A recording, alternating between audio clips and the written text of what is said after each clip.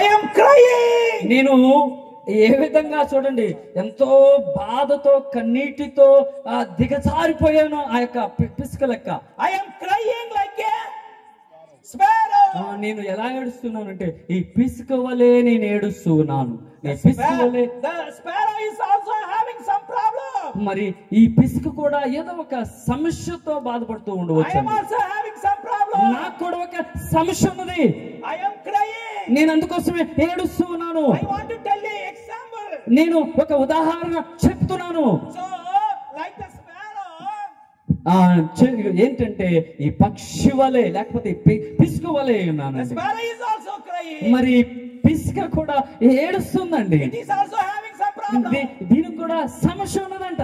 Like the sparrow, I am also crying. నేను కూడా ఆ పిసుక వలె ఏడుస్తూ ఉన్నాను. నాకు కూడా సమస్య ఉన్నదండి. Why the king was crying? మరి అసలు రాజు ఏడుస్తాడా? Why? What is the reason? ఎందుకు ఆయన ఏడుస్తూ ఉన్నాడు? Because God told tomorrow you are going to die. ఎందుకు ఏడుస్తున్నాడు అంటే దేవుడు ఆయనకి ఏం చెప్పాడంటే నువ్వు రేపు మరణిస్తావని చెప్పాడు. So he was crying. అందుకోసమే ఏడుస్తున్నాడండి. సార్ ఒక్క నిమిషం చూడండి.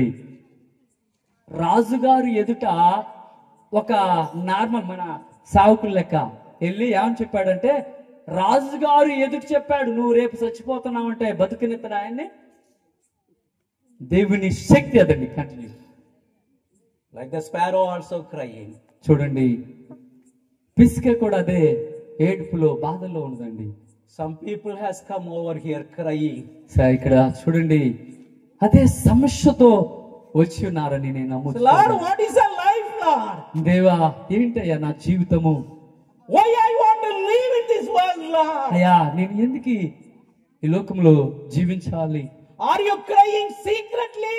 అయ్యా ఇక్కడ ఉన్న వారిలో ఎవరైనా మీరు మీ రహస్య ప్రార్థనలో ఇలా చేస్తూ ఉన్నారా? Are you crying in the night? మరి మీ రాత్రిలో మీ దుఃఖంతో బాధపడుతున్నారా? Are you crying of thinking our husband and children or your disease?